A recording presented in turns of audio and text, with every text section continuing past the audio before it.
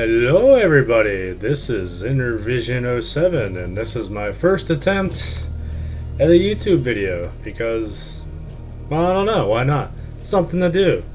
So this is going to be kind of like a guide to what this game is. This game is called Minion Masters.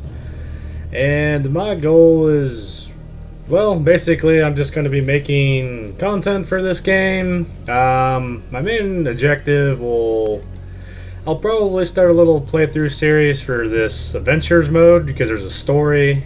There's currently 4 adventures.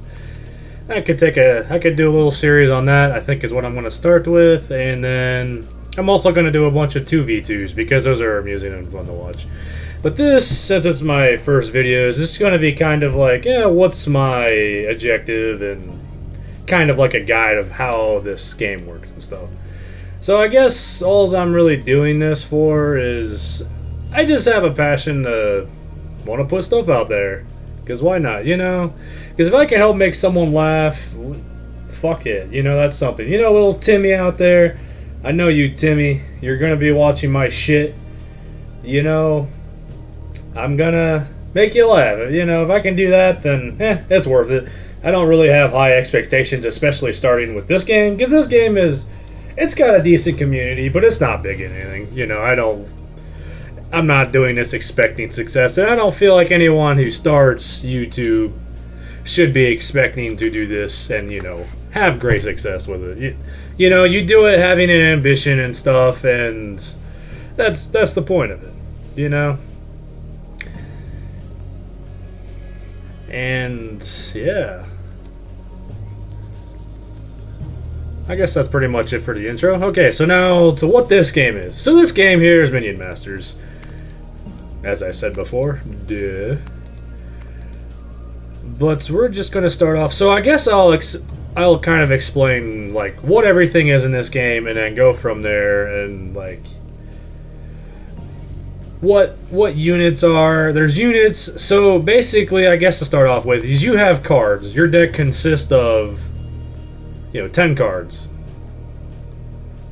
Or whatever. And basically you have different units. You have minions. That's the namesake of the game, Minion Masters. Go figure, there would be minions in it. Why not? And then there's also spells, which usually are used to fuck the opponent's minions. Kill them. Like fireball, poison, all kinds of stuff. Usually not happy, fun times for the minions. And then there's a third type of spell, which is buildings, where... let me find it. In good old, walls here somewhere. Yeah, it's probably easier if I just do... Yeah, this guy here. So your deck is... Well, I want to look at the card. Okay, so this here is literally a wall. What does it do? It sits there and does absolutely nothing. Now you might be wondering... Huh. Well, what's the point of that if it does absolutely nothing? Well, it's actually not bad. And the reason is this can be used as a distraction or like a tank for like ranged units and stuff, because for 2 cost, it has 700 health, and that's a lot of health in this game. It lasts for 30 seconds. So basically how building works is you place this wall somewhere, it just sits there and does nothing, other than distracts things. And its health slowly decays over the 30 seconds to where eventually it just kills itself. So it might have 700 health, but if, through that duration, it might actually only effectively have like 500 or 600 because it burns away some of it. But if you place it and it takes a bunch of burst damage, it's pretty good for that. So that's kind of how buildings work. There's also another type of building, whoops, which there's not a lot of, but they're pretty important, is like this. This is called the crossbow gun. What this does is this shits out units every so many seconds, approximately 4.8 seconds, as reading the screen is not hard.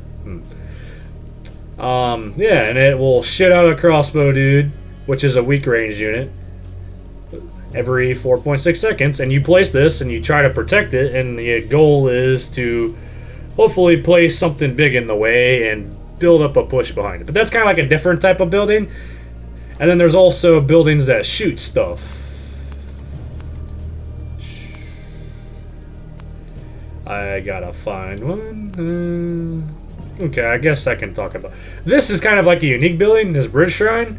So this generates experience and stuff, and I'll go over what that does, or what experience is in this later, because I don't get in a bunch of stuff. Okay, so here's like a building that shoots stuff. So the Magma Cannon. As you see, compared to the wall, it has half the health and lasts just as long. But the Magma Cannon's actually a pretty solid unit, because it does 75 damage every time it shoots magma, you know, to make your enemies dead and sad and regretting their life decisions. And it's got a range of 8, which I don't know what units are in this game, but it's average. 8's about your average range. So yeah, that's that. It also targets ground and air, which is important, because air can be a bitch to deal with in this game. If you don't have answers for air, you might be having a bad time. So that's kind of like all the types of buildings. Now minions, there's obviously all kinds of minions. So you got just generic. So there's like 2 types of like we'll start with like melee minions. So you've got like your swarm type units, like these guys here. So these guys are scrats, and their only purpose in this game is to die horribly. That's it. They just die. You know, you kill them, more of them pop up. You kill all of them, more of them pop up. But yeah. But basically, you've got 5 of these guys for 2. They're good as cheap, like having units that split is pretty good because you can take both bridges really cheap, and that's valuable, just as I will explain later. So I'm kind of getting ahead of myself, but whatever. But yeah, these guys are basically their best purpose is to, there's this big thing coming with slow attacks that does a lot of damage. Well, you know, this guy will die whether he takes 300 damage or 15 damage, because he only has 15 health. So if he's extremely overkilled, you're getting value out of the time they give as a distraction. Because one guy has to waste 5 attacks to mow through all these little shits, and then they're all sad. But that's their purpose in life, is to die. Also, there's certain things they're weak against, like area of effect attacks where, you know, instead of taking 5 hits to kill them, 1 hit kills all of them, and then they're all sad little bastards, because they're all gone. But that's kind of like a type of like a melee unit. Then there's like a different kind where, like, this is a good example. So this guy is a cheap elite swarmer. He's like a cheap, basically, mini tank, and he's got 220 health, which for 2 is pretty solid. And he also does alright damage. He's just like generically your solid, cheap mini tank. And that's his purpose. Sometimes it's better to use him than it is the scrats, and sometimes it's better to use the scrats than this guy. The scrats, by themselves, have the nice value of just being able to take those bridges, which sometimes if you're just cycling cards, which you'll do, is sometimes more valuable than just this guy. But there are certain scenarios where he's better, and there are certain scenarios where the scrats are better. Because everything in this game has a counter to it in a marginal way, kind of. Like, if I have a flying unit, a counter to its, you know, units that shoot flying units. To where a flying unit will be kind of like a counter to my melee unit because it can't attack the air. Because here, if you see this range is melee, meaning it will only attack melee things, so it won't attack flying things. And you have flying units like this little thing here is another bad. He's a flying melee unit that's cheap. So his purpose is, there's only 1 of them and he only has 30 health. So he usually dies pretty easily, and, you know, his sad, goofy face. But he targets ground and air. But basically, he can sit in the air and just slowly attack your opponent's ground melee minions and just get free damage if nothing targets him. And that's kind of like a nice, you know, just extra damage. And this guy actually does pretty decent damage. He does 31 DPS for 2 costs. And that's actually pretty solid for what you get out of him. He's also got this random effect where he randomly teleports to targets because, I don't know, Voidborn. So yeah, that's kind of like the 2 units. There's another type of melee unit where its purpose is basically as a tank. It's just tanks. And usually you'll put your ranged units behind it. Like, this guy's a good example of ranged unit. So this guy here is a dude with a big gun. And what does he do? Well, he blows shit up. And why does he blow shit up? Because it's his job. But basically here he has 80 damage in a radius of 3, which is pretty decent. And he does pretty solid DPS at 38.1, which is almost 40. So basically this guy just does lots of damage, but he only has 150 health, which isn't much. I mean, he'll live a couple hits, but he'll die pretty fast usually. So the way you get value out of this damage he does, because he's a damage dealing unit, is place something big in front of him. And that's kind of like an important just concept of this game in general, is pushes.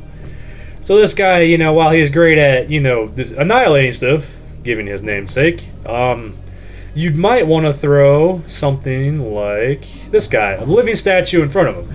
Now this thing, its only purpose is to literally walk towards buildings and attack them. That's all it does. It has a lot of health for what it costs. It's also really slow. It also does pretty decent damage to buildings. If there's no building, like, units on the opponent's side, it will attack their master or their tower, which I will get to in a second. So basically it just makes a straight beeline towards the enemy and it ignores everything attacking it, but it sits there and tanks everything. And 1200 health is a lot, so especially for 5, like that's a lot of health for 5.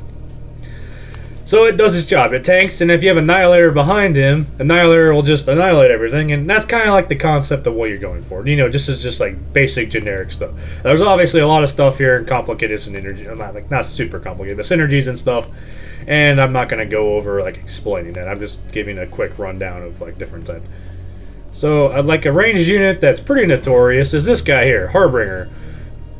So he costs 7, which is pretty expensive. He's got 270 health, which is pretty bad for a unit that costs 7. But he's also flying, and he's a flying ranged minion, and that's usually one of the strongest types of minions in this game, is flying ranged minions.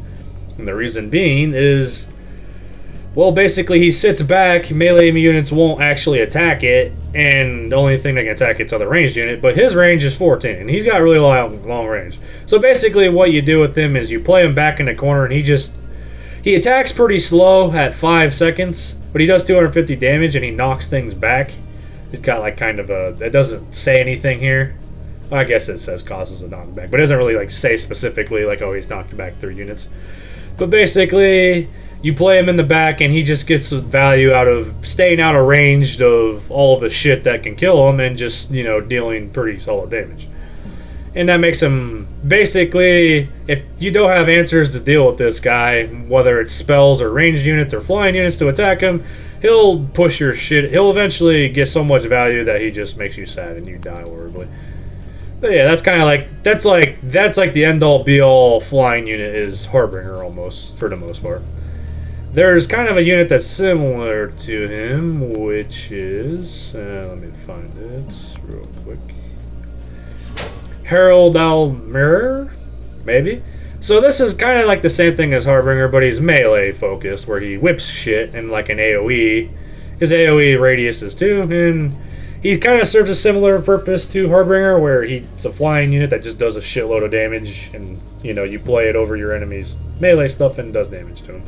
But he's kind of similar, but he's the opposite, where he doesn't shoot things. So instead of, you know, sitting in the back and being safe, he kind of gets up there and is more likely to die horribly because, well, he still only has 270 health. He's kind of got this cool mechanic here where he can, once he hits 0, he can like resurrect kind of with some of his health back, so he kind of helps offset his just flying melee weakness of just being, you know, more vulnerable to damage in general. But that's kind of like the basic concept. So that kind of covers all of the basics of what this game kind of has to offer for units. So now I'm just gonna pick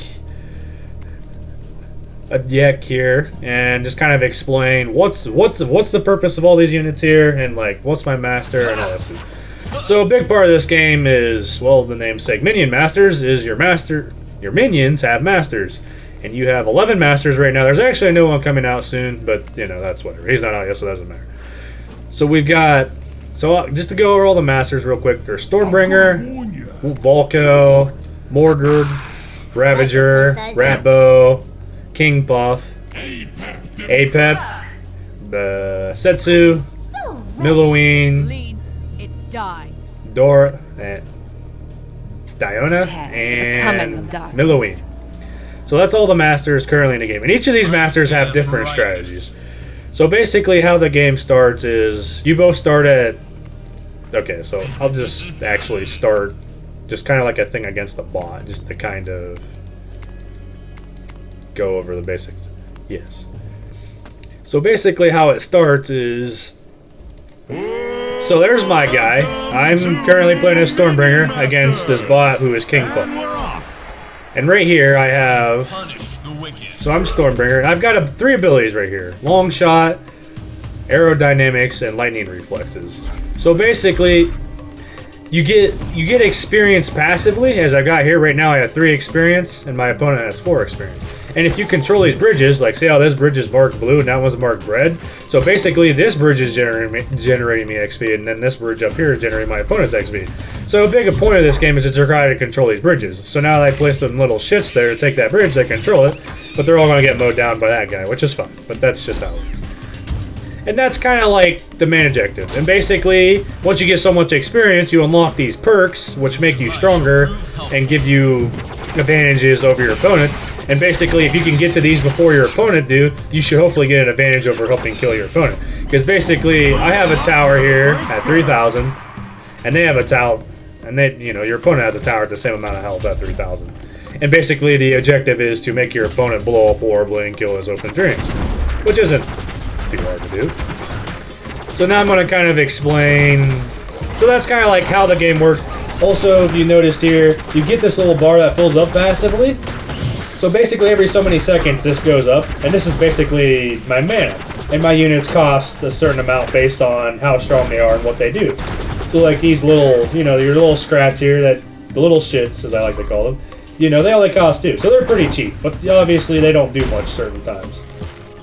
Where this guy, Tubador, cost 8. Now he's pretty expensive, but basically he's a big tank. He's kind of similar to Living Statue, but just bigger, more health and damage and stuff. So now kind of what my objective, like with this deck is, with Stormbringer is, so his first perk here is it grants him global attack range. If you've been noticing, he's been shooting across the map. Sometimes, like right there, he'll shoot the enemy master. That's kind of like his special ability, because normally before he gets level 1, he can only attack halfway up to the map. His downside is though that his auto attacks his DPS is 8.75, which is pretty bad compared to King Puff here, who his DPS is 30 DPS, which is a lot higher than 8.5. But I also get the advantage of just getting free damage throughout the course of the game, shooting across the map, and that's kind of how that goes. His second perk is friendly ranged units have marksmanship. So what that means is my ranged units have so these guys have an attack range of 8, and whenever I play them, see how they get marksmanship there? So now their range is actually 10, so they can shoot further, and my opponent's going to die before I can explain more. But oh well, that's the nature. So they can shoot further, and ideally get the first shot off against other ranged units, and it's actually really powerful. Having that increased range it might not seem like much, but it's actually a big deal. So, basically, yeah. So if I go here, this is what the deck I was using. But yeah, these guys have a range of 8. With that marksmanship, they get 10 range, which is not bad. And his Stormbringer's third perk here is Lightning Reflexes. And basically he attacks twice as fast, which is pretty strong when he's attacking. He just does free damage throughout the course of your opponent's stuff. Well, now he can do it twice as fast, which is pretty solid. His level 3 is probably his strongest perk because it doubles his DPS, but it makes it really annoying for your opponent to deal with because your units are just slowly getting chipped down and you just get free value out of that. So now the purpose of this, what I'm doing here, what's my strategy with this deck here? This is kind of a basic strategy deck, so I'll kind of just go over every unit and explain their purpose. So here we've got Elias Swarmer. I kind of talked about him a little bit already, but basically with your ranged units, in order to keep your ranged units alive, because your ranged units usually have abysmal health. Like these guys have 50 health, which isn't much. They will die to a lot of stuff in one hit, and maybe a couple shots, but they're not going to live much. But that's how they're balanced, though. They only have they have little health, but they have ranged attacks and they do pretty solid damage, especially for 2. So basically the idea is you play this to tank for the ranged units, and then your ranged units will get more value as they don't die horribly and immediately. And they, yeah. So that's kind of like his purpose. Certain times he's better, and certain times them little scraps are better. It just depends on the scenario. But yeah, he's just a solid melee tank. And you might be wondering, well, why would you put melee units with a ranged focus master? Well, as it turns out, you need a fine balance between ranged units and tanky units with this guy to make it work. So that's the Elite Swarmer. This guy here, who has a bad hair day, is Grenadier. And basically, he's a ranged unit that does AoE damage to the ground. And he does 40 damage every time he lobs a little vial of his hair do shit there. And it blows up in a radius and deals damage in a radius of 3. And having area of effects is really important, because if you don't have area of effect, units like these Scrats, you'll get piled down by them and die horribly if you don't have area of effect to kill all of them. So that's why we've got him in here. He's a cheap area of effect unit, and also against single targets, he does okay DPS, like 19.1 is okay. And yeah, his range is alright, but yeah, that's just kind of his purpose. Also, he's cheap, so sometimes just having cheap units to take bridges is nice. And then I've already talked about these guys. So these guys, Plasma Marines, these are basically your just solid ranged guys. Like, you can put these guys in any deck and they won't be bad for the most part. They're just solid. So you get 2 of them. The nice thing about 2 of them is you can place them in the middle and split them and take both bridges, which is pretty important. That's why, like, this unit here, these Plasma Marines, and these guys are not that. And these guys are nice because you can take both bridges for 2 mana, which is nice. Because you want to try to control the bridges as much as reasonably possible to get ahead in experience. And then these guys target ground and air. There is ranged units that only target ground, but that's really rare. Yeah, they're just solid. They attack pretty fast, which is nice, so they can mow through Scrats. They actually deal 15 damage. These guys actually will murder Scrats pretty fast because they attack really fast. Yeah, they're just... that's about all there is about them. You can't go wrong with Plasma Marines. Now, Drone Buzzers are like Plasma Marines, but they're flying. Now, they cost 1 more, and you might notice their stats aren't that much better than the Plasma Marines. They only got 10 more health and a slightly more DPS. And their range is the same. They target ground and air. Well, see, the thing that makes these is sometimes these are a lot better than Plasma Marines because they're ranged flying units. And ranged flying units are a bitch to deal with sometimes. So basically, you can just play these guys, and they can be safe for the most part while just doing free damage. And they do pretty solid damage.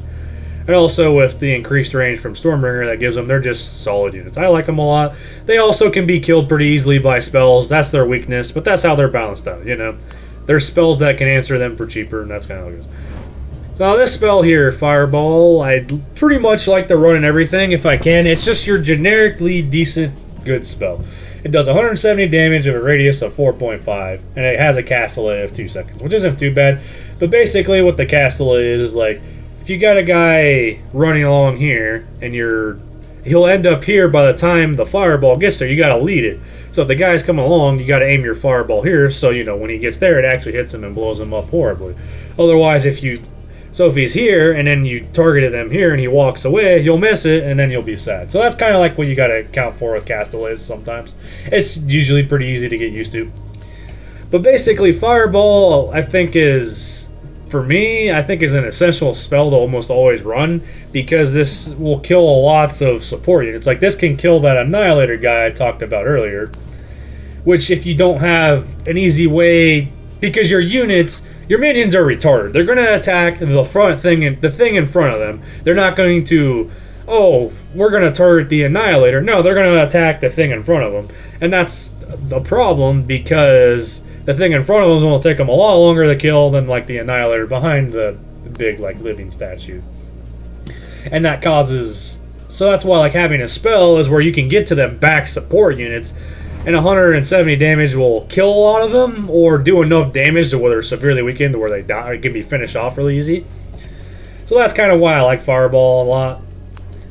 And it's also 170 damage. Like if you notice that flying guy I talked about earlier, who has 270 health and is flying and costs 7. Harbinger. This does about... So if you want to equate his whole health to like 270, like part of his whole cost. So like if he took 100 damage, that could be equated to be worth about 3 mana or something. So 170 damage is worth about 5 mana against him. Is like kind of like a way you can look at it because of how hard it is, the damage, and how little health he has. Now Fireball's really bad against like tanks, unless you have like a cluster of like medium health units, and then it's like not too bad if you hit like 3 things with it. But like you notice that against that statue at 1200 health, using 4 mana to deal 170 damage to it is bad. Now if you hit with other things, it's good, but that's kind of like how the spell's balanced out. Now so basically what my goal is I've got some cheap distraction units, like I've got mini tank, some distraction little guys, some ranged units here, and then basically I've got tanks to help support my ranged units. So this would be one of the tanks, the Fenso Chopper, and basically what this does is every time a melee attacker hits it, it retaliates with 75 damage and stuns them for 3 seconds. And basically, it's kind of like an anti-AoE, or it's kind of like it's good against swarm units in a way because they do low damage, so like all the little scrats will run up to this thing and smack it for 10 damage, well they just die. So this guy could kill 50 scrats, and if he kills 50 scrats, that's good value for his 5 mana you spent on him. Now, granted, that's not going to happen, but that's kind of how it's kind of nice to have a tank that can clear the little guys out by just being hit by them. Now his attack itself, it does 50 damage every 2.8 seconds. His attack speed's really slow, and his DPS isn't great, but it's made up for this counter damage he does. He's also good against melee units that have low damage but fast attack speeds, because they just attack it, hit themselves, they'll deal low damage, get countered, and then they'll be stunned. So there's certain units that have fast attack speeds but like low damage, and then there's units that have high damage but low attack speeds. And basically like there's the advantage to the melee units with like the fast attack speeds, they can mow through swarms a lot faster, so they're not wasting a bunch of overkill damage on them. And it's just kind of generically. So yeah, I like it. It's weak against ranged units, but it has 500 health. 500 health for 5 mana isn't the greatest value for your tank, but it's not bad. So now this is another ranged unit. It's another ranged flying unit. This thing can be kind of hard to deal with. So this got 275 health, which is pretty solid for a flying unit. That's 6. And basically, this is a ranged unit that only targets ground units being flying. So this won't target other flying units, which is important because it's kind of a downside to it. But it's also really powerful because it just sits above shit and constantly lasers it down. And it does 70 DPS, or it shoots 7 projectiles, each deal 10 every time it attacks, and it does a shitload of damage. The thing that's interesting with this unit, it has a range of 8, and its range is like a giant spear underneath it, and it attacks all of the units in it. So it shoots 7 projectiles, and it randomly targets different units. So like against one unit, it does extremely high single target damage. So this is like a good tank counter, kind of, because it will fly above the tank if the tank can actually attack things. If it's like a melee tank that isn't only focused on buildings and actually, has a melee attack that kills shit, well, this will just sit above it and just deal a bunch of damage for free. And it's also decent against swarms because it does a bunch of little projectiles where it can kind of mow through stuff. The thing that's interesting with Stormbringer is he increases that radius to 8, so it's got a bigger attack spear, which is kind of a unique thing with marksmanship in this unit.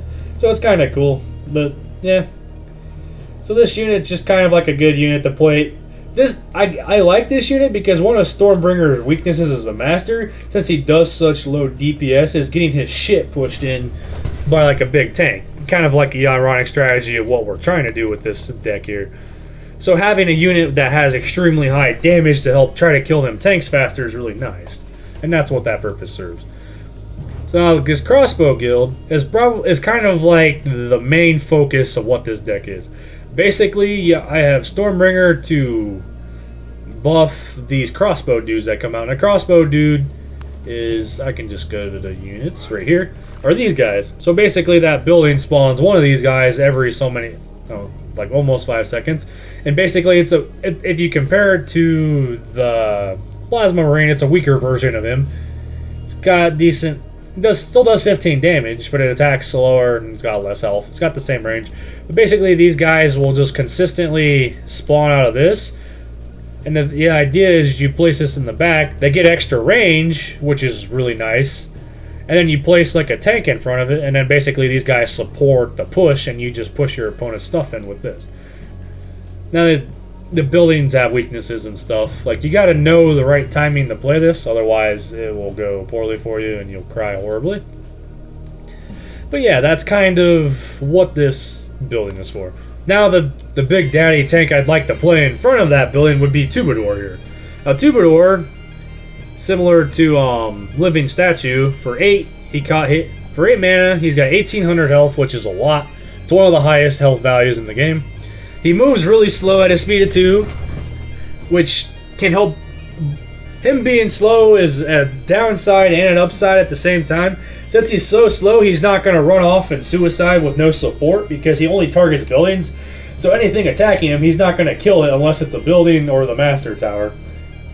And he also does really high damage. He does 300 damage every 4.5 seconds. So he actually does pretty high damage if he makes it the enemy master. And he's got a special ability here called Taunt. Now there's keywords in this game. But what Taunt is basically all the enemies nearby him, they hear this annoying bagpipes going off, and they're like, I need to stop this. I fucking hate my life. So what they do is they target him specifically, and they won't target other units. So you place him, and he just absorbs all of the aggro, so your opponent can't place something behind him to kill all the, like, your little army of crossbow dudes that are there trying to, you know, support the Troubadour. They'll actually be drawn to the Troubadour instead of attacking the crossbow dudes, and that becomes a big problem for your opponent. So that's what makes him pretty solid. Yeah, big tank. He's also got this other ability here, which I am not making use of because it doesn't really matter. But basically, Reveille is a certain faction. So, like, if you look here, you have Stoutheart, Minion. So basically, Stoutheart, there's like tribes. Or what a tribe is basically like, I have Stoutheart, there's Empyrean, there's Voidborn. It's like basically factions in this game where they're... So like Empyrean's like your humans or your Empire, kind of, in a way. You know, like these crossbow dudes are Empyrean. To where like your Voidborn's like these monsters and kind of like demon-like things. Or Voidborn. And that's kind of like just the type of thing. Now this guy's Stoutheart. And basically, Stoutheart, some of these have this faction mechanic called Reveille, where if you summon another Stoutheart minion near them, they will do something. So like here, it says, if summoned close to another Stoutheart minion, or if another Stoutheart minion is summoned nearby, so he can be used to trigger other Reveille, but he costs 8, so that's probably not happening. But basically, he'll give nearby enemies slow, and what slow does is it slows their movement speed and attack speed and remove haste. Which is kind of nice, because, you know, it lowers the damage he tanks. And I actually had an idea, is there's actually a cheap Stoutheart minion that I could put to run with that. I don't know why I didn't think of this earlier, but you know. These Frost Feathers would actually be good to play behind them, because they inflict slow, but they're ranged flying units. And they are pretty vulnerable at only 20 health, and they're pretty fat. They're really fast at 10 speed, so they usually will just suicide off and kill themselves. But if you have, yeah, I'm going to replace the drone buzzers with that, because that's a good idea. And they inflict slow, you know, but... So multiple slow is kind of redundant, but that was actually not a bad idea for that. So, anyways. So that's kind of a basic gist of what Minion Masters is and everything about this. Kind of like what my goals are and stuff. I think I will end this episode here. So yeah, thanks for watching, and until next time.